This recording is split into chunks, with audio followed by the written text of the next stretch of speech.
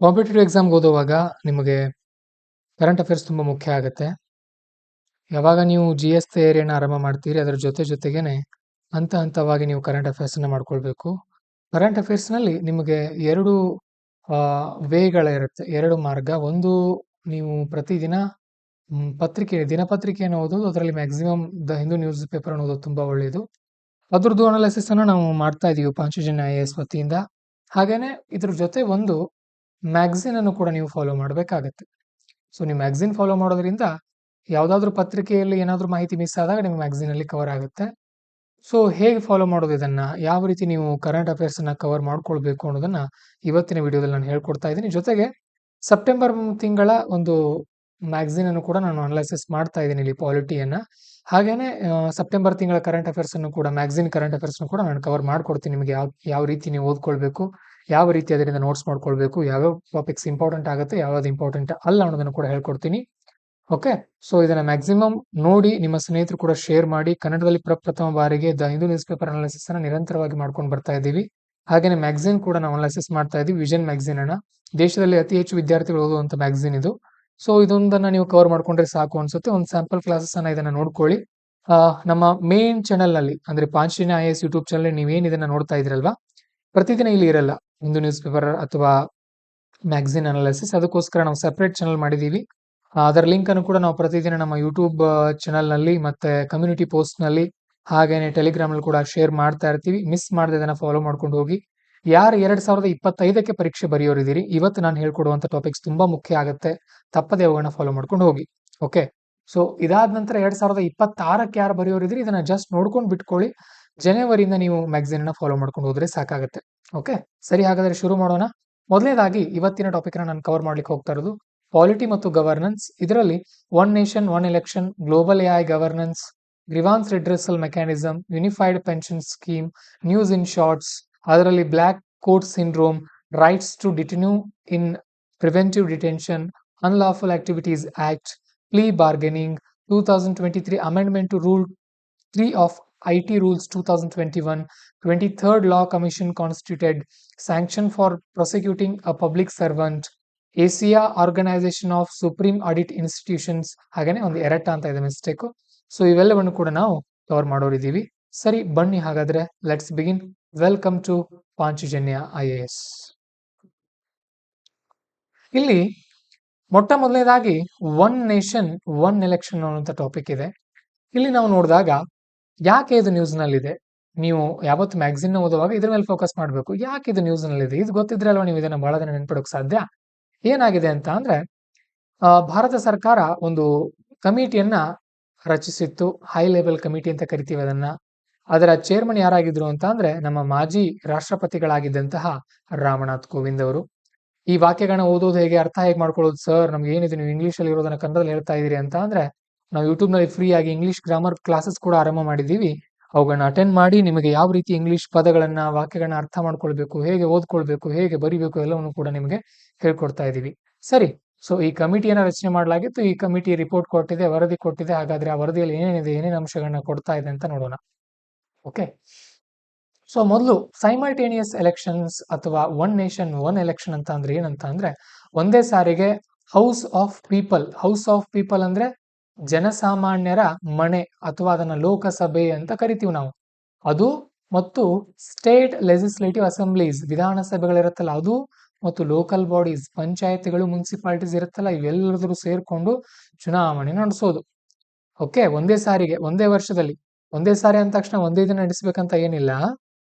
Okay, ಬೇರೆ ಬೇರೆ ಆಗ್ಬೋದು, ಬಟ್ ಒಂದೇ ವರ್ಷದಲ್ಲಿ ಅರೌಂಡ್ 100 days ನಲ್ಲಿ ನಡೆಯುವುದನ್ನ ಒನ್ ನೇಷನ್ ಒನ್ ಎಲೆಕ್ಷನ್ ಅಂತ ಕರಿತಾ ಇದ್ದಾರೆ. ಇಲ್ಲಿ ಇದನ್ನ ಪ್ರಿಲಿಮ್ಸ್ ನಲ್ಲಿ ಕೇಳ್ಬೋದು ನಿಮಗೆ.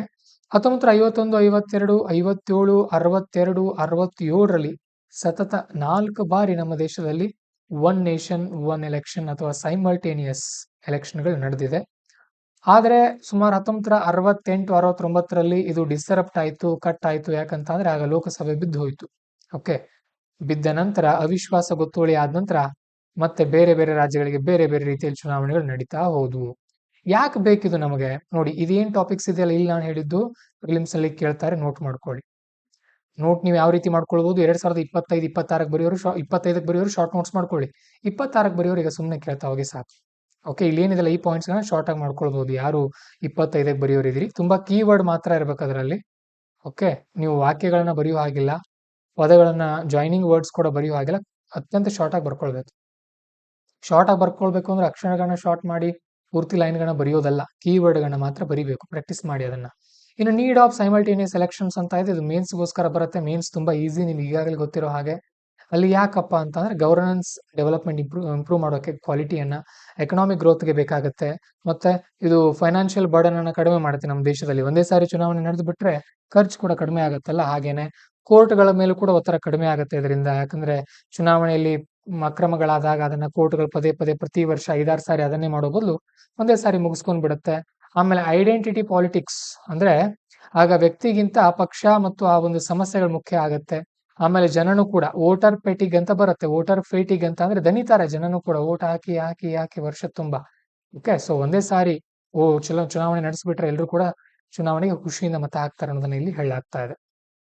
ಹಾಗೇನೆ ನಮ್ಮ ಮಾಜಿ ಚುನಾವಣಾ ಆಯುಕ್ತರಾದಂತಹ ಚೀಫ್ ಎಲೆಕ್ಷನ್ ಕಮಿಷನ್ ಆಗಿದ್ದಂತಹ ಖುರೇಶಿ ಅವರು ಒಂದು ಮಾತು ಹೇಳ್ತಾರೆ ಇಲ್ಲಿ, ಏನಂದ್ರೆ elections have become root cause of corruption in country. ನಮ್ಮ ದೇಶದಲ್ಲಿ ಈ ಚುನಾವಣೆಗಳಿಂದಾನೇ ಭ್ರಷ್ಟಾಚಾರ ಆಗ್ತಾ ಇದೆ. ಏನಾಗ್ತಾ ಇದೆ, ಚುನಾವಣೆ ಮುಗಿದ ತಕ್ಷಣ ರಾಜಕಾರಣಿಗಳು ಮತ್ತು ಅಧಿಕಾರಿಗಳು ಒಬ್ಬರಿಗೊಬ್ರು ನೆಕ್ಸಸ್ ಸಂಬಂಧವನ್ನು ಬೆಳೆಸ್ಕೊಂಡು ಏನ್ ಚುನಾವಣೆಯಲ್ಲಿ ಖರ್ಚು ಮಾಡಿರ್ತಾರಲ್ಲ ಅದನ್ನ ವಾಪಸ್ ಪಡಿತಾ ಇದಾರೆ ಅಂತ ಹೇಳ್ತಾ ಇದ್ರು ಅವರು. ಓಕೆ, ಸೊ ಈ ತರ ಅಂಶಗಳನ್ನ ನೀವು ಎಲ್ಲಿ ಯೂಸ್ ಮಾಡ್ಕೊಳ್ಬೇಕು ಅಂದ್ರೆ GS ನಲ್ಲಿ ಬರೆಯುವಾಗ ಈ ತರ ಪಾಯಿಂಟ್ಸ್ ನ ಯೂಸ್ ಮಾಡ್ಬೇಕು. ಈ ತರ ಖುರೇಶಿ ಅವರು ಹೇಳ್ತಾ ಇದ್ರು ಅಂತ. ಸರಿನಾ? ಮತ್ತೆ ಯಾವ್ಯಾವ ಕಮಿಟಿಗಳು ಸೈಮಲ್ಟೇನಿಯಸ್ ಎಲೆಕ್ಷನ್ಗೆ ಸೂಚಿಸಿದ್ವು, ಸಲಹೆ ಕೊಟ್ಟಿದ್ವು ಅಂತ ಅಂದ್ರೆ ಲಾ ಕಮಿಷನ್ ಕೂಡ ಹೇಳಿತ್ತು 1999ರಲ್ಲಿ. ಹಾಗೇನೆ national commission to review the working of constitution in 2002, 2002ರಲ್ಲಿ ನಮ್ಮ ಕರ್ನಾಟಕದವರೇ ಆದಂತಹ ವೆಂಕಟಾಚಲಯ್ಯ ಅವರ ನೇತೃತ್ವದಲ್ಲಿ ರಚಿಸಿದಂತಹ ಒಂದು ರಾಷ್ಟ್ರೀಯ ಸಂವಿಧಾನ ಕಾರ್ಯ ಹೇಗೆ ನಡೀತಾ ಇದೆ ಅನ್ನೋದನ್ನ ರಿವ್ಯೂ ಮಾಡೋಕೆ ಒಂದು ಕಮಿಟಿಯನ್ನ ಮಾಡಲಾಗಿತ್ತು. ಅವರು ಕೂಡ ಅದನ್ನೇ ಹೇಳಿದ್ರು, ಒಂದೇ ಸಾರಿ ನಡೆಸಿಬಿಡಿ ಚುನಾವಣೆಯನ್ನ ಅಂತ ಹೇಳಿ. ಆಮೇಲೆ ಪಾರ್ಲಿಮೆಂಟರಿ ಸ್ಟ್ಯಾಂಡಿಂಗ್ ಕಮಿಟಿ ಒಂದು ಹೇಳಿತ್ತು. ನೀತಿ ಆಯೋಗವು ಕೂಡ 2017ರಲ್ಲಿ ಒಂದೇ ಸಾರಿ ಚುನಾವಣೆ ನಡೆಸೋಕೆ ಸಲಹೆಯನ್ನ ಕೊಟ್ಟಿತ್ತು. ಓಕೆ, ಸೊ ಯಾವ ತರ ಚುನಾವಣೆ ನಡೆಸೋಕೆ ಇಲ್ಲಿ ಸಲಹೆ ಕೊಡಲಾಗಿದೆ ಅಂತ ಅಂದ್ರೆ ಒಂದೇ ಸಾರಿಗೆ ರಾಜ್ಯ ಮತ್ತು ಲೋಕಸಭೆ ಚುನಾವಣೆಯನ್ನು ನಡೆಸಿಬಿಡಿ. ಉದಾಹರಣೆಗೆ ದಿಲ್ಲಿ ಮತ್ತು ಬೆಂಗಳೂರು ಒಂದೇ ಸಾರಿ ನಡೆದು ಬಿಡ್ಲಿ, ಈ ತರ ಎಲ್ಲ ರಾಜ್ಯಗಳದ್ದು ಮತ್ತೆ ಲೋಕಸಭೆದು. ಇನ್ನು ಉಳಿದಿರೋ ಲೋಕಲ್ ಬಾಡೀಸ್ ಎಲ್ಲ ಬರುತ್ತಲ್ಲ, ಪಂಚಾಯತ್ಗಳಿರ್ಬೋದು, ಮುನ್ಸಿಪಾಲಿಟೀಸ್ ಇರ್ಬೋದು, ಇವ್ರದ್ದು ಉಳಿದಿರುವಂತಹ 100 ಡೇಸ್ ನಲ್ಲಿ ನಡೆಸಿ ಅಂತ ಹೇಳಲಾಗ್ತಾ ಇದೆ. ಓಕೆ, ಸೊ ಇದಕ್ಕೋಸ್ಕರ ಸುಮಾರು 3 ಆರ್ಟಿಕಲ್ಗಳನ್ನ ತಿದ್ದುಪಡಿ ಮಾಡಬೇಕಾಗತ್ತೆ. ಆರ್ಟಿಕಲ್ 82A ಅನ್ನ ತಿದ್ದುಪಡಿ ಮಾಡಬೇಕಾಗತ್ತೆ.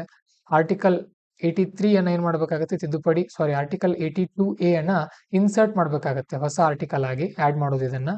ಆರ್ಟಿಕಲ್ 83 ಅನ್ನ ಏನ್ ಮಾಡಬೇಕಾಗತ್ತೆ ತಿದ್ದುಪಡಿ ಮಾಡಬೇಕಾಗತ್ತೆ. ಆರ್ಟಿಕಲ್ 24A ಅನ್ನು ಕೂಡ ಮತ್ತೆ ಹೊಸದಾಗಿ ಇಂಟ್ರಡಕ್ಷನ್ ಮಾಡಬೇಕಾಗತ್ತೆ. ಏನ್ ಹೇಳುತ್ತೆ ಇದರಲ್ಲಿ ಅಂತ ಅಂದ್ರೆ ತುಂಬಾ ಮುಖ್ಯ ಆಗುತ್ತೆ ಈ ಆರ್ಟಿಕಲ್ಗಳು ಕೂಡ. ನೀವು ಪಾಲಿಟಿಯನ್ನ ಸ್ಟಡಿ ಮಾಡುವಾಗ ತಿಳ್ಕೊಳ್ತೀರಿ ಇವುಗಳ ಬಗ್ಗೆ. ಸ್ವಲ್ಪ ನ್ಯೂಸ್ ನಲ್ಲಿ ಇರುವಂತಹ ಆರ್ಟಿಕಲ್ ಬಗ್ಗೆನೇ ಪ್ರಶ್ನೆ ಕೇಳ್ತಾರೆ ಅವರು. ಓಕೆ, ಇಲ್ಲಿ ಏನ್ ಹೇಳಾಗ್ತಾ ಇದೆ ಅಂದ್ರೆ ಆರ್ಟಿಕಲ್ 82A ಏನ್ ಹೇಳ್ತಾ ಇದೆ ಅಂದ್ರೆ 1 ಅದರಲ್ಲಿ on the date of first sitting of House of People after general election, the President will issue notification bringing Article 82A into the effect of the date notification shall be called appointment date.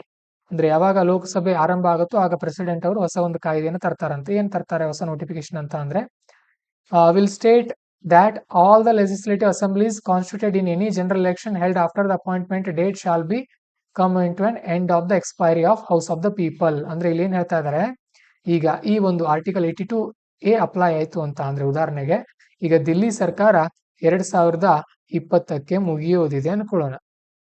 2030ಕ್ಕೆ ಮುಗಿಯೋದಿದೆ ಅನ್ಕೊಳ್ಳೋಣ, 2030ಕ್ಕೆ.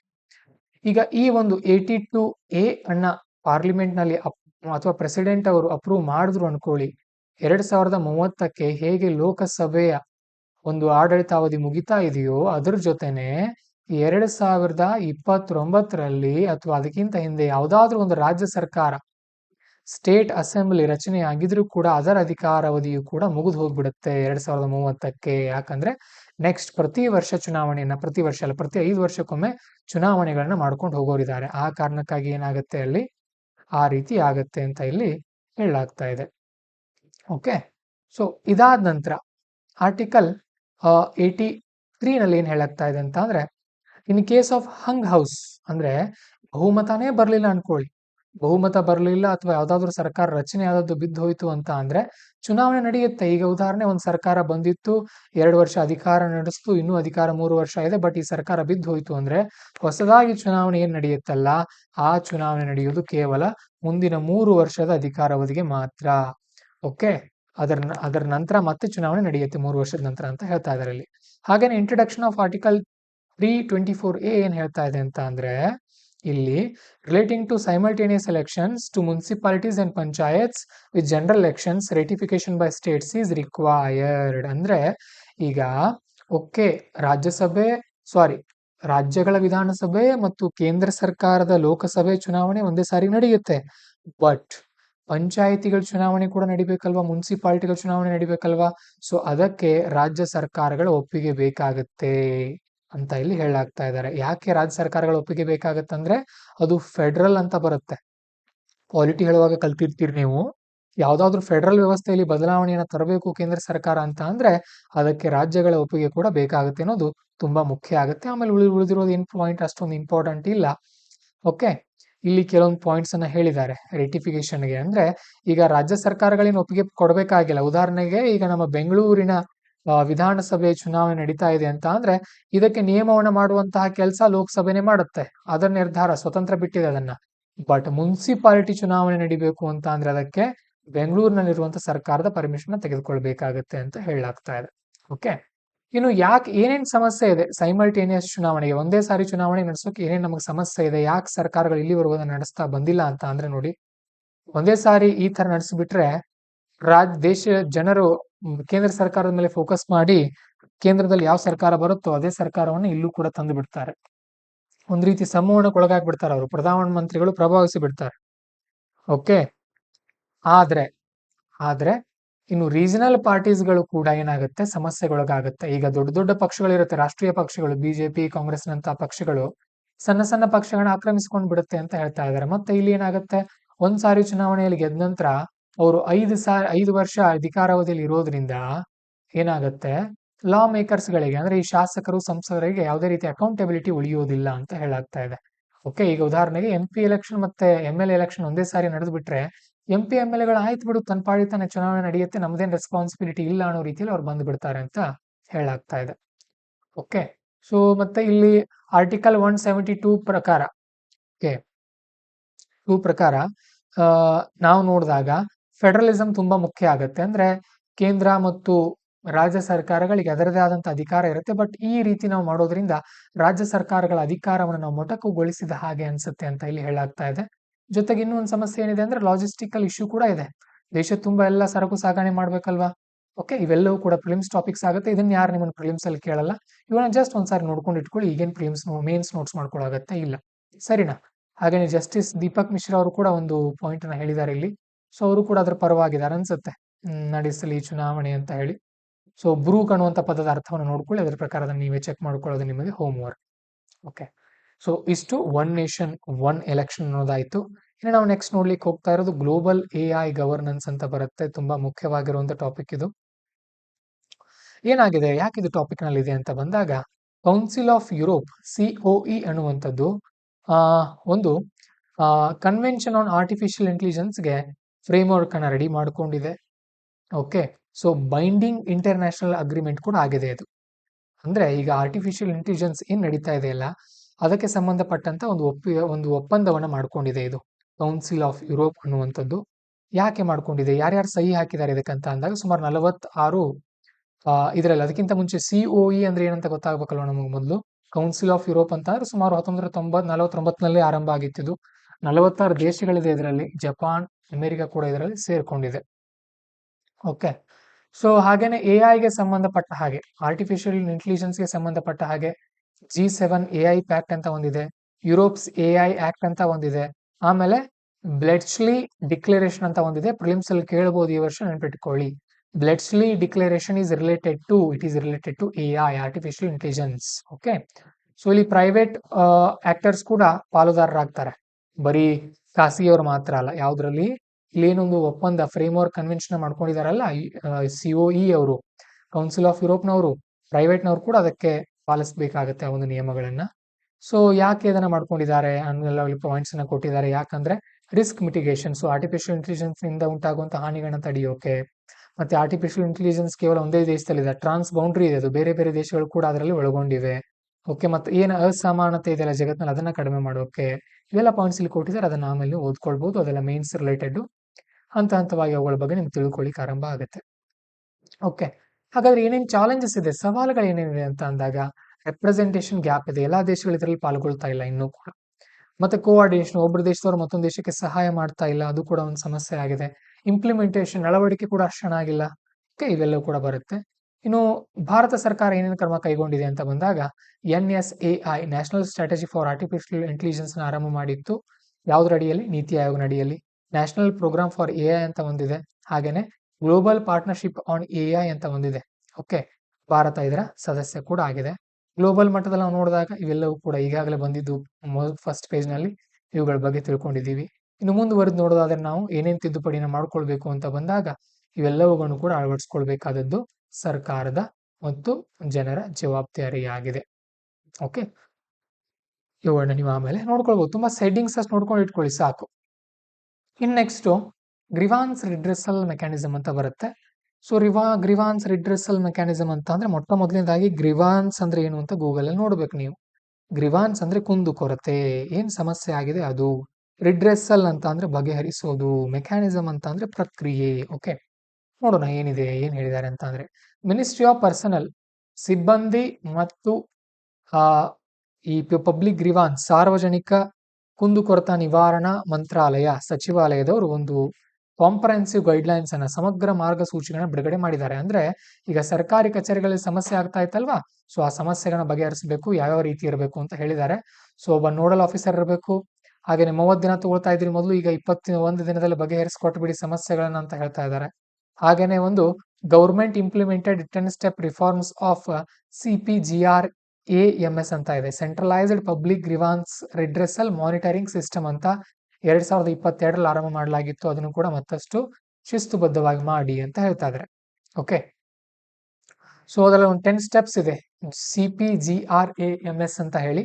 So ಇದರಲ್ಲಿ ನಾವು ನೋಡೋದಾದ್ರೆ universalisation of CPGRMAS ಅಂತ ಬರುತ್ತೆ. Okay, so ಈ 10 ಸ್ಟೆಪ್ಗಳು ನಿಮಗೆ prelims ಅಲ್ಲಿ ಬೇಕಾಗುತ್ತೆ, mains ಅಲ್ಲಿ ಬೇಕಾಗುತ್ತೆ. ಪ್ರಿಲಿಮ್ಸ್ ಅಲ್ಲಿ ಇವುಗಳನ್ನ ಕೇಳೋದು ತುಂಬಾ ತುಂಬಾ ತುಂಬಾ ಕಡಿಮೆ. ಇದರಲ್ಲಿ ಅಂದ್ರೆ ಏನು, ಸರ್ಕಾರ ಜನರಿಗೆ ಏನ್ ಸಮಸ್ಯೆ ಇರುತ್ತಲ್ಲ, ಈ ಒಂದು ಪೋರ್ಟಲ್ ನಲ್ಲಿ ಬಗೆಹರಿಸ್ಕೊಳ್ಳೋದು ಅವರು. ಇದರಲ್ಲಿ 22 ಲ್ಯಾಂಗ್ವೇಜ್ ಅನುವಾದವನ್ನು ಕೂಡ ಮಾಡಿಕೊಡ್ಬೇಕು ಜನರಿಗೆ. ಆರ್ಟಿಫಿಷಿಯಲ್ ಇಂಟೆಲಿಜೆನ್ಸ್ ನ ಬಳಸ್ಕೊಳ್ಬೇಕು, ಫೀಡ್ಬ್ಯಾಕ್ ಕಾಲ್ ಸೆಂಟರ್ ಇಟ್ಕೊಳ್ಬೇಕು, ಜನರ ಸಮಸ್ಯೆಗಳನ್ನ ಬಗೆಹರಿಸ್ಕೊಡ್ಬೇಕು ಅಲ್ವಾ. ಇವೆಲ್ಲವನ್ನು ಕೂಡ ಇಲ್ಲಿ ಹೇಳಲಾಗಿದೆ. ಓಕೆ, ಸೊ ಶಿಸ್ತುಬದ್ಧವಾಗಿ ಫಾಲೋ ಮಾಡಿ ಅಂತ ಹೇಳಿದ್ದಾರೆ. ಇವೆಲ್ಲವೂ ಕೂಡ ಮೇನ್ಸ್ ರಿಲೇಟೆಡ್, ಪ್ರಿಲಿಮ್ಸ್ ಅಲ್ಲಿ ಅಷ್ಟೊಂದು ಇಂಪಾರ್ಟೆನ್ಸ್ ಇಲ್ಲ. ಮೇನ್ಸ್ ರಿಲೇಟೆಡ್ ಟಾಪಿಕ್ ಅನ್ನು ನೀವೇ ಓದ್ಕೊಳ್ಬೇಕು, ಇಂಪಾರ್ಟೆಂಟ್ ಪಾಯಿಂಟ್ ಅನ್ನು ಅಂಡರ್ಲೈನ್ ಮಾಡಬೇಕು. ನಾನು ಈಗಾಗಲೇ ಅಂಡರ್ಲೈನ್ ಮಾಡಿದ್ದೀನಿ ನೋಡಿ, ಇವುಗಳನ್ನ ಓದ್ಕೊಂಡು ಅರ್ಥ ಮಾಡ್ಕೊಳ್ಳೋದು ನಿಮ್ ಕೆಲಸ. ಸರ್ ಅರ್ಥ ಆಗ್ತಾ ಇಲ್ಲ ನಮಗಂತ ಅಂದ್ರೆ ಇಂಗ್ಲಿಷ್ ಗ್ರಾಮರ್ ಕ್ಲಾಸಸ್ ಅನ್ನ ಮಾಡ್ತಾ ಇದೀವಿ, ಅವುಗಳನ್ನ ಕೇಳ್ತಾ ಹೋದಾಗ ನಿಮ್ಮ ಇಂಗ್ಲಿಷ್ ಇಂಪ್ರೂವ್ ಆಗುತ್ತೆ. ಸೊ ಇಂಪಾರ್ಟೆನ್ಸ್ ಏನು, ಈ ಗ್ರಿವಾನ್ಸ್ ರಿಡ್ರೆಸಲ್ ಮಾಡಿದ್ರೆ ಏನಂತಂದ್ರೆ ಒಂದು ಸರ್ಕಾರದ ಜವಾಬ್ದಾರಿ ಅದು, ಅಕೌಂಟಬಿಲಿಟಿ ಇರುತ್ತೆ, ಹೊಣೆಗಾರಿಕೆ ಇರುತ್ತೆ. ಅಲ್ಲಿ ಕರಪ್ಷನ್ ನ ಕಡಿಮೆ ಮಾಡ್ಬೋದು ನಾವು. ಓಕೆ, ಮತ್ತೆ ಜನರ ಹಕ್ಕುಗಳನ್ನ ರಕ್ಷಣೆ ಮಾಡಿದ ಹಾಗೆ ಅಲ್ವಾ. ಸೊ ಈ ಎಲ್ಲ ಅಂಶಗಳಲ್ಲಿ ಬರ್ತಾ ಹೋಗುತ್ತೆ. ಇನ್ನು ನಮ್ಮ ಸರ್ಕಾರ ಏನೇನು ಕ್ರಮಗಳನ್ನ ಕೈಗೊಂಡಿತ್ತು ಅಂತ ಅಂದ್ರೆ, ಭಾರತ ಸರ್ಕಾರ ನೋಡಿದಾಗ ಲೋಕಾಯುಕ್ತ ಇದೆ ನಮ್ಮಲ್ಲಿ ಅಲ್ವಾ. ಆಮೇಲೆ ಪ್ರಗತಿ ಅನ್ನುವಂಥದ್ದೊಂದು ಯೋಜನೆಯನ್ನ ಸರ್ಕಾರ ತಂದಿತ್ತು. ಹಾಗೇನೆ GRAI ಗ್ರೇ ಅಂತ ಒಂದಿದೆ ಅಲ್ವಾ. ಇವೆಲ್ಲ ಅಂಶಗಳನ್ನು ಕೂಡ ಸರ್ಕಾರ ತಂದಿತ್ತು. ಸೆಕೆಂಡ್ ARC ಅಲ್ಲಿ ಕೂಡ ರೆಕಮೆಂಡೇಶನ್ ಮಾಡಿದ್ರು. ಸೆಕೆಂಡ್ ARC ಅಂತ ಅಂದ್ರೆ ಏನು ಅನ್ನೋದನ್ನ ಪಾಲಿಟಿ ಕ್ಲಾಸ್ ಅಲ್ಲಿ ನಿಮಗೆ ಹೇಳಿ ಕೊಡ್ತೀವಿ. ನೆಕ್ಸ್ಟ್ ವೆರಿ ಇಂಪಾರ್ಟೆಂಟ್ ಟಾಪಿಕ್ ಬರುತ್ತೆ ಒಂದು, ಏನಂತ ಅಂದ್ರೆ ಯೂನಿಫೈಡ್ ಪೆನ್ಷನ್ ಸ್ಕೀಮ್ ಅಂತ, UPS ಅಂತ ಹೇಳಿ. ಪ್ರಿಲಿಮ್ಸ್ ಅಲ್ಲಿ ಕೇಳಬಹುದು ಇದ್ರ ಬಗ್ಗೆ. ಇದನ್ನ ರೆಕಮೆಂಡೇಶನ್ ಮಾಡಿದ್ದು TV ಸೋಮನಾಥನ್ ಕಮಿಟಿ ಅವರು. ಪ್ರಿಲಿಮ್ಸ್ ಅಲ್ಲಿ ಕೇಳಬಹುದು. ಓಲ್ಡ್ ಪೆನ್ಷನ್ ಸ್ಕೀಮ್ ನ ಡಿಮಾಂಡ್ ಇಟ್ಟಿದ್ರು ಜನ, ಸರ್ಕಾರಿ ನೌಕರರು. ಅದ್ರ ಬೇಡ, ಅದ್ರ ಬದಲಾಗಿ UPS ಅಂತ ಸರ್ಕಾರ ಹೊಸದಾಗಿ ತಂದಿದೆ. ಏನು ವ್ಯತ್ಯಾಸಗಳಿದೆ ನೋಡ್ಕೊಳ್ಳೋಣ, ಪ್ರಿಲಿಮ್ಸ್ ಅಲ್ಲಿ ಕೇಳಬಹುದು ಇವುಗಳ ಬಗ್ಗೆ. UPS ಯಾರಿಗೆ ಅಪ್ಲೈ ಆಗುತ್ತೆ ಅಂದ್ರೆ 2025 ಏಪ್ರಿಲ್ 1ರಿಂದ ಅಪ್ಲೈ ಆಗೋದಿದು ಸೆಂಟ್ರಲ್ ಗವರ್ಮೆಂಟ್ ಎಂಪ್ಲಾಯಿಗಳಿಗೆ. NPS 2004ರಿಂದ ಜಾರಿಯಲ್ಲಿದೆ. ಓಕೆ, ಮತ್ತೆ ಇದು ಎಲ್ಲಾ ಸಿಟಿಜನ್ರಿಗೆ, ಎಲ್ಲಾ ನಾಗರಿಕರಿಗೆ ಇತ್ತದು, 18ರಿಂದ 65 ವಯಸ್ಸಿನ. ಬಟ್ ಇದು UPS ಎಲ್ರಿಗೂ ಅಲ್ಲ, ಸರ್ಕಾರಿ ನೌಕರರಿಗೆ ಮಾತ್ರ. ಆಮೇಲೆ OPS ಅಂತ ಒಂದಿತ್ತು, 1950ರಲ್ಲಿ ಬಂದಿತ್ತು, ಅದು ಎಲ್ಲಾ ಸರ್ಕಾರಿ ನೌಕರರಿಗೆ ಕೂಡ ಅದು ಇತ್ತು. ಆಮೇಲೆ ಇದರಲ್ಲಿ 50% ಬೇಸಿಕ್ ಪೇ, ಒಬ್ಬ ನೌಕರ ರಿಟೈರ್ಡ್ ಆಗೋನಿರ್ತಾನಲ್ಲ, ಸೊ ಕೊನೆಯ ವರ್ಷದಲ್ಲಿ ಅವನು ಗಳಿಸಿರುವಂತ 50% ಬೇಸಿಕ್ ಸ್ಯಾಲರಿಯ ಪೆನ್ಷನ್ ಕೊಡ್ತಾರೆ, 0.5%. ಉದಾಹರಣೆಗೆ ಅವನು ಕೊನೆಯ ವರ್ಷ 1 ಲಕ್ಷ ತಗೊಂಡಿದ್ದ ಪ್ರತಿ ತಿಂಗಳು ಅಂತ ಅಂದ್ರೆ ಅವನು ಒಂದು 50 ತಿಂಗಳು 50,000 ಬರುತ್ತೆ ಅವನಿಗೆ ಸಂಬಳ. 25 ವರ್ಷ ಕನಿಷ್ಠ ಅವನು ಜಾಬ್ ಮಾಡಿರ್ಬೇಕು. ಆದ್ರೆ NPS ಅಲ್ಲಿ ಆತರ ಯಾವ್ದು ಇರಲಿಲ್ಲ, ಮಾರ್ಕೆಟ್ ಲಿಂಕ್ಡ್ ಇತ್ತದು. ಶೇರ್ ಮಾರ್ಕೆಟ್ ನಲ್ಲಿ ಹಾಕಿದ್ರು ದುಡ್ಡನ್ನ, ಎಷ್ಟು ಬರುತ್ತೋ ಅಷ್ಟು ಅವ್ರಿಗೆ ಸಂಬಂಧಪಟ್ಟಿರೋ ತರ ಇತ್ತು. ಸೊ ರಿಸ್ಕ್ ಜಾಸ್ತಿ ಇತ್ತಲ್ಲಿ. ಆಮೇಲೆ ಈ ಓಲ್ಡ್ ಪೆನ್ಷನ್ ಸ್ಕೀಮ್ ನಲ್ಲಿ OPS ನಲ್ಲಿ ನಾವು ನೋಡಿದಾಗ ಅಲ್ಲಿ ಏನಿತ್ತಂದ್ರೆ ಒಬ್ಬ ವ್ಯಕ್ತಿ ಲಾಸ್ಟ್ ಕೊನೆಯ ತಿಂಗಳು ಏನ್ ಸಂಬಳ ತಗೊಳ್ತಾನೆ ನೋಡಿ, ಸೊ ಅದು ಫಿಕ್ಸ್ ಆಗಿತ್ತು ಅಲ್ಲಿ, ಅದರ ಅರ್ಧ ಕೊಡ್ತಾ ಇದ್ರು. ಉದಾಹರಣೆ ಕೊನೆಯ ತಿಂಗಳು 1,20,000 ತಗೊಂಡ ಅಂತ ಅಂದ್ರೆ 60,000 ಕೊಡ್ತಾ ಇದ್ರು ಅವನಿಗೆ. UPS ಮತ್ತೆ OPS ಏನ್ ವ್ಯತ್ಯಾಸ ಅಂದ್ರೆ, UPS ನಲ್ಲಿ ಕೊನೆಯ ವರ್ಷದ ಸಂಬಳ ನೋಡ್ತಾರೆ, ಒಂದು 12 ತಿಂಗಳು ಏನ್ ತಗೊಂಡಿದ್ದಾನೆ ಅದರ ಎವರೇಜ್ ತೆಗಿತಾರೆ. OPS ನಲ್ಲಿ ಲಾಸ್ಟ್ ತಿಂಗಳಷ್ಟೇ ನೋಡ್ತಾ ಇದ್ರು. ಓಕೆ, ಆ ತರ ಸ್ಕೀಮ್ ಇತ್ತದು. ಇನ್ನು ನೆಕ್ಸ್ಟ್ ನಾವು ನೋಡೋದಾದ್ರೆ ಮಿನಿಮಮ್ ಪೆನ್ಷನ್ ಅಂತ ಬಂದ್ರೆ ಸುಮಾರು ಒಂದು 10,000 ರೂಪಾಯಿ ಆದ್ರೂ ಇದ್ದೇ ಇರುತ್ತೆ. UPS ನಲ್ಲಿ. NPS ನಲ್ಲಿ ಯಾವುದೇ ರೀತಿ ಇರಲಿಲ್ಲ. OPS ನಲ್ಲಿ ಒಂದು 9,000 ಇತ್ತು. ಈಗ ಅಕಸ್ಮಾತ್ ಮರಣ ಹೊಂದಿದ್ರೆ ವರ್ಕ್ ಮಾಡೋರು 60% ಸಂಬಳವನ್ನು ಕೊಡ್ತಾ ಇದ್ರು ಪೆನ್ಷನ್ ಆಗಿ. ಆಮೇಲೆ ಇದರಲ್ಲೂ ಕೂಡ ಎಲ್ಲಿ OPS ಅಲ್ಲಿ ಕೂಡ ವಿಡೋ ಅಥವಾ ಅವರ ಹೆಂಡತಿಗೆ ಕೊಡ್ತಾ ಇದ್ರು. ಆಮೇಲೆ ಇಲ್ಲಿ ನೋಡಿದಾಗ ಇಲ್ಲಿ NPS ಅಲ್ಲಿ ಕೂಡ ಅವ್ರ ಫ್ಯಾಮಿಲಿಯವರಿಗೆ ಕೊಡ್ತಾ ಇದ್ರು, ಅದ್ರೇನ್ ಸಮಸ್ಯೆ ಇಲ್ಲ. ಇನ್ನು ಇನ್ಫ್ಲೇಷನ್ ಇಂಡೆಕ್ಸೇಷನ್ ಅಂತಂದ್ರೆ ಬೆಲೆ ಏರಿಕೆ ಆಗತ್ತಲ್ಲ, ಎಸ್ ಕೊಡ್ತಾರೆ ಅದ್ರ ಬಗ್ಗೆ ಇಲ್ಲಿ. ಯಾವ್ದ್ರಲ್ಲಿ? UPS ನಲ್ಲಿ. NPS ನಲ್ಲಿ ಬೆಲೆ ಏರಿಕೆ ಆದ್ರೂ ಕೂಡ ಏನ್ ಸಂಬಂಧ ಪಡ್ತಾ ಇರಲಿಲ್ಲ. OPS ನಲ್ಲಿ ಬೆಲೆ ಏರಿಕೆ ಆದ ಹಾಗೆ ಸಂಬಳವನ್ನು ಕೂಡ ಜಾಸ್ತಿ ಕೊಡ್ತಾ ಹೋಗ್ತಾರೆ. ಇನ್ನು ಎಂಪ್ಲಾಯಿ ಕಾಂಟ್ರಿಬ್ಯೂಷನ್ ಅಂದ್ರೆ ಸರ್ಕಾರ ಎಷ್ಟು ಕೊಡುತ್ತೆ, ಇವ್ರು ವರ್ಕರ್ ಎಷ್ಟು ಕೊಡ್ತಾರೆ ಅಂತ ನೋಡಿದಾಗ ಎಂಪ್ಲಾಯಿಗಳು ಕೊಡ್ತಾರೆ ಇಲ್ಲಿ ಸ್ವಲ್ಪ ದುಡ್ಡನ್ನ. ಕೇಂದ್ರ ಸರ್ಕಾರ ಜಾಸ್ತಿ ಕೊಡುತ್ತೆ UPS ನಲ್ಲಿ. ಆಮೇಲೆ ಮೊದಲು NPS ನಲ್ಲಿ ನಾವು ನೋಡಿದಾಗ ವರ್ಕರ್ಗಳು 10% ಕೊಡ್ತಾ ಇದ್ರು, ಸರ್ಕಾರ 14% ಕೊಡ್ತಾ ಇತ್ತು. ಆಮೇಲೆ OPS ನಲ್ಲಿ ಓಲ್ಡ್ ಪೆನ್ಷನ್ ಸ್ಕೀಮ್ ನಲ್ಲಿ ಸರ್ಕಾರನೇ ಎಲ್ಲ ಕೊಡ್ತಾ ಇತ್ತು ಪೆನ್ಷನ್ ನ. ಇವರು ವರ್ಕರ್ಗಳು ಏನೂ ಯಾವುದೇ ರೀತಿಯ ತಮ್ಮ ಸಂಬಳವನ್ನು ಕೊಡೋ ಅಗತ್ಯ ಇರಲಿಲ್ಲ. ಓಕೆ, ಆ ತರ ಎಲ್ಲ ಇವು ವ್ಯತ್ಯಾಸಗಳಿದೆ. ಇವುಗಳ ಬಗ್ಗೆ ನೀವು ಡೀಟೇಲ್ ಆಗಿ ತಿಳ್ಕೊಂಡು ಇಟ್ಕೊಳ್ಳಿ. ನಾನು ಬೇಸಿಕ್ ಹೇಳಿದ್ದೀನಿ. ಇನ್ನು ನಿಮ್ಗೆ ಡೌಟ್ಸ್ ಇದ್ರೆ ಕಮೆಂಟ್ ಸೆಕ್ಷನ್ ಅಲ್ಲಿ ಬರೀರಿ. ಸ್ವಲ್ಪ ಕನ್ನಡ ರಿಲೇಟೆಡ್ ಟಾಪಿಕ್ಸ್ ಅನ್ನು ಕೂಡ ಓದ್ಕೊಳ್ಳಿ. ಪ್ರಜಾವಾಣಿಯಲ್ಲಿ ಡೀಟೇಲ್ ಆಗಿ ಆರ್ಟಿಕಲ್ಸ್ ಬಂದಿರುತ್ತೆ ಇಂಥ ರಿಲೇಟೆಡ್. ಓಕೆ, ಅವುಗಳನ್ನ ತಿಳ್ಕೊಂಡಾಗ ನಿಮಗೆ ಈಸಿ ಆಗುತ್ತೆ. ನೆಕ್ಸ್ಟ್ ಬ್ಲ್ಯಾಕ್ ಕೋಟ್ ಸಿಂಡ್ರೋಮ್ ಅಂತ ಬರುತ್ತೆ. ಪ್ರಿಲಿಮ್ಸ್ ಅಲ್ಲಿ ಕೇಳ್ತಾರೆ, ಏನು black coat syndrome is recently seen in news ಅಂತ ಕೇಳ್ತಾರೆ. ಏನಿಲ್ಲ, ಹೇಗೆ ಹಾಸ್ಪಿಟ್ಲಿಗೆ ಹೋದಾಗ ಡಾಕ್ಟರ್ ಏನೋ ಒಂದು ಆಪರೇಷನ್ ಹೇಳಿದ ತಕ್ಷಣ ಬ್ಲಡ್ ಪ್ರೆಷರ್ ಜಾಸ್ತಿ ಆಗುತ್ತೆ, ಹೇಗೆ ಪೊಲೀಸ್ ಸ್ಟೇಷನ್ಗೆ ಹೋದ ತಕ್ಷಣ ಪೊಲೀಸರನ್ನ ನೋಡಿದ ತಕ್ಷಣ ಬ್ಲಡ್ ಪ್ರೆಷರ್ ಜಾಸ್ತಿ ಆಗುತ್ತೆ, ಅದೇ ತರ ಕೋರ್ಟ್ಗಳಲ್ಲಿ ಕೂಡ ಆಗ್ತಾ ಇದೆ. ವಕೀಲರಿಂದಾಗಿ ಜನ ಹೆದರ್ತಾ ಇದ್ದಾರೆ, ಮತ್ತೆ ತುಂಬಾ ಲೇಟ್ ಆಗ್ತಾ ಇದೆ, ಡಿಲೇ ಆಗ್ತಾ ಇದೆ ಅಂತ ಹೇಳಿ ಪ್ರೆಸಿಡೆಂಟ್ ಅವರು ಹೇಳಿದ್ದಾರೆ. ಅಷ್ಟೇ, ಇದ್ರ ಬಗ್ಗೆ ಮತ್ತೇನಿಲ್ಲ. ಇನ್ನು rights of detenue in preventive detention ಅಂತ ಹೇಳ್ತಾ ಇದ್ದಾರೆ. ಇಲ್ಲಿ ನೋಡಿ, ಪ್ರಿವೆಂಟಿವ್ ಡಿಟೆನ್ಷನ್ ಅಂತ ಅಂದ್ರೆ ಒಬ್ಬ ವ್ಯಕ್ತಿ ಏನೂ ತಪ್ಪೇ ಮಾಡಿರೋದಿಲ್ಲ ಇನ್ನು, ಬಟ್ ಅವನನ್ನ ಮುನ್ನೆಚ್ಚರಿಕೆ ಕ್ರಮವಾಗಿ ಬಂಧನ ಮಾಡ್ತಾರೆ. ಅದನ್ನ ಪ್ರಿವೆಂಟಿವ್ ಡಿಟೆನ್ಷನ್ ಅಂತ ಕರೀತಾರೆ. ಸೊ ಅದರಲ್ಲಿ ರೈಟ್ಸ್ ಆಫ್ ಡಿಟೇನ್ಯೂ ಅಂತಂದ್ರೆ ಯಾವ ವ್ಯಕ್ತಿಯನ್ನ ಬಂಧಿಸ್ತಾರಲ್ಲ ಅವನನ್ನ ಡಿಟೇನ್ಯೂ ಅಂತ ಕರೀತಾರೆ. ಮನೆಯಲ್ಲೇ ಅರೆಸ್ಟ್ ಮಾಡಿ ಇಡ್ತಾರೆ ಅಥವಾ ಪೊಲೀಸ್ ಸ್ಟೇಷನ್ ಅಲ್ಲಿ ಅರೆಸ್ಟ್ ಮಾಡಿ ಇಡ್ತಾರೆ ಅವನನ್ನ, ಅಲ್ವಾ? ಅವನಿಗೆ ರೈಟ್ಸ್ ಇರುತ್ತೆ ಕೆಲವೊಂದು ಅಂತ ಇಲ್ಲಿ ಹೇಳಲಾಗ್ತಾ ಇದೆ. ಸುಪ್ರೀಂ ಕೋರ್ಟ್ ಹೇಳಿದೆ 2024 ಜೆಸೀಲಾ Shaji versus union of India ಕೇಸ್ನಲ್ಲಿ ಸುಪ್ರೀಂ ಕೋರ್ಟ್ ಏನ್ ಹೇಳಿದೆ ಅಂತ ಅಂದ್ರೆ, ಡಿಟೇನ್ಯೂಗೆ ತನ್ನದೇ ಆದಂತ ಅಧಿಕಾರಿಗಳಿರುತ್ತೆ ಅಂತ ಹೇಳ್ತಾ ಇದ್ದಾರೆ. ಓಕೆ, ಸೊ ಏನಿದು ಅಂತ ನೋಡೋದಾದ್ರೆ, ಪ್ರಿವೆಂಟಿವ್ ಡಿಟೆನ್ಷನ್ ಅಂತ ಅಂದ್ರೆ ಇನ್ನು ಬಂಧನ ಮತ್ತು ವಿಚಾರಣೆ ಮುಂಚೆನೆ ಬಂಧನ ಮಾಡಿ ಇಟ್ಟುಬಿಡೋದು ಒಬ್ಬ ವ್ಯಕ್ತಿಯನ್ನ. Preventive detention means detention of a person without trial. Detention ಅಂದ್ರೆ ಅರೆಸ್ಟ್ ಮಾಡೋದು. ಓಕೆ, ಏನ್ ಹೇಳುತ್ತೆ ಜಜ್ಮೆಂಟ್ ಸುಪ್ರೀಂ ಕೋರ್ಟ್ ಅಂದ್ರೆ, ಪ್ರತಿಯೊಬ್ಬ ಡಿಟೇನ್ಯೂಗೂ ಕೂಡ ಮುನ್ನೆಚ್ಚರಿಕೆ ಬಂಧನಕ್ಕೆ ಒಳಗಾಗಂತ ಪ್ರತಿಯೊಬ್ಬ ವ್ಯಕ್ತಿಗೂ ಕೂಡ ಅಧಿಕಾರಗಳಿರುತ್ತೆ, ಅವನಿಗೆ ಹಕ್ಕಿರುತ್ತೆ. ಅವನು ರೆಪ್ರೆಸೆಂಟೇಷನ್ ಮಾಡಬಹುದು, ಅಂದ್ರೆ ಒಬ್ಬ ವಕೀಲರನ್ನ ಪರವಾಗಿ ವಾದ ಮಾಡೋಕೆ ಅವನು ಅವಕಾಶ ಮಾಡಿಕೊಡ್ಬೇಕು ಅವನಿಗೆ. ಮತ್ತೆ ಆರ್ಟಿಕಲ್ 22 5 ಪ್ರಕಾರ ಅವನಿಗೆ ಯಾವ ಕಾರಣಕ್ಕಾಗಿ ಅವನನ್ನು ಅರೆಸ್ಟ್ ಮಾಡಲಾಗಿದೆ ಅಂತ ತಿಳಿಸ್ಬೇಕು. ಜೊತೆಗೆ ಒಬ್ಬ ವಕೀಲರನ್ನ ಅವನು ವಕೀಲರನ್ನ ನೇಮಿಸ್ಕೊಳ್ಳೋಕೆ ಅವಕಾಶ ಮಾಡಿಕೊಡ್ಬೇಕು ಅಂತ ಹೇಳಲಾಗ್ತಾ ಇದೆ. ಮತ್ತೆ ಹಾಗಾದ್ರೆ ಪ್ರಿವೆಂಟಿವ್ ಡಿಟೆನ್ಷನ್ ಯಾವ ಆಧಾರದಲ್ಲಿ ಪೊಲೀಸರು ಬಳಸ್ತಾರೆ, ಪೊಲೀಸರಿಗೆ ಹೇಗೆ ಅಧಿಕಾರ ಸಿಗುತ್ತೆ ಅಂತ ಬಂದಾಗ, national security act 1980 NSA act ಅಂತ ಕರಿತೀವಿ, UAPA ಓಕೆ ಆಕ್ಟ್ ಅಂತ ಬರುತ್ತೆ 1968. ಆಮೇಲೆ 1974 conservation of foreign exchange and prevention smuggling act ಅಂತ ಬರುತ್ತೆ. ಹಾಗೇನೆ ಮತ್ತೊಂದು act prevention of black marketing and maintenance supplies essential commodities act ಅಂತ ಬರುತ್ತೆ. ಇದರ ಅಡಿಯಲ್ಲಿ ಅರೆಸ್ಟ್ ಮಾಡಲಾಗುತ್ತೆ. ಓಕೆ, ಇನ್ನು ಆರ್ಟಿಕಲ್ 22(3) ಅಡಿಯಲ್ಲಿ ಪಬ್ಲಿಕ್ ಆರ್ಡರ್ ಮತ್ತು ನ್ಯಾಷನಲ್ ಸೆಕ್ಯೂರಿಟಿಯ ಹಿನ್ನೆಲೆಯಲ್ಲಿ ಸರ್ಕಾರ ಒಬ್ಬ ವ್ಯಕ್ತಿಯನ್ನು ಬಂಧನ ಮಾಡಬಹುದು. ಆರ್ಟಿಕಲ್ 22(3) ಇದು. ಆರ್ಟಿಕಲ್ 22 ಕ್ಲಾಸ್ 5 ಅನ್ನ ನೋಡಿದ್ವಿ ನಾವು. ಅಂದ್ರೆ ಸರ್ಕಾರ ಬಂಧನ ಮಾಡುತ್ತೆ ಇದ್ರ ಅಡಿಯಲ್ಲಿ. ಆ ಬಂಧನ ಮಾಡಿದ್ರೂ ಕೂಡ ಅವನಿಗೆ ಅಧಿಕಾರಗಳು ಇರುತ್ತೆ ಅಂತ ಸುಪ್ರೀಂ ಕೋರ್ಟ್ ಹೇಳಿದೆ. ಹಾಗೇನೆ ಒಬ್ಬ ವ್ಯಕ್ತಿಯನ್ನ ಎಲ್ಲಿವರೆಗೂ ಬಂಧನದಲ್ಲಿ ಇಡಬಹುದು ಅನ್ನೋದನ್ನ ಕೋರ್ಟ್ ನಿರ್ಧಾರ ಮಾಡುತ್ತೆ ಅಥವಾ ಒಂದು ಕಮಿಟಿ ನಿರ್ಧಾರ ಮಾಡುತ್ತೆ, ಪೊಲೀಸರಲ್ಲ ಅಂತ ಹೇಳಿ ಸುಪ್ರೀಂ ಕೋರ್ಟ್ ಹೇಳಿತ್ತು. ಸರಿ, next unlawful activities prevention act ಅಂತ ಬರುತ್ತೆ 1967ರಲ್ಲಿ. ಇದು ಏನ್ ಸುಪ್ರೀಂ ಕೋರ್ಟ್ ಹೇಳಿದೆ ಅಂತ ಅಂದ್ರೆ 14 ದಿನದಲ್ಲಿ ನಿಮ್ಮ ಏನ್ ನಿರ್ಧಾರ ಇದೆ ಅದನ್ನ ತಿಳಿಸಿಬಿಡಬೇಕು. ಸರ್ಕಾರಕ್ಕೆ ಹೇಳಿದೆ 14 ದಿನಗಳಿಗಿಂತ ಜಾಸ್ತಿ ನೀವು ಸುಮ್ನೆ ಒಬ್ಬ ವ್ಯಕ್ತಿನ ಇಟ್ಕೊಂಡಿರೋ ಹಾಗಿಲ್ಲ.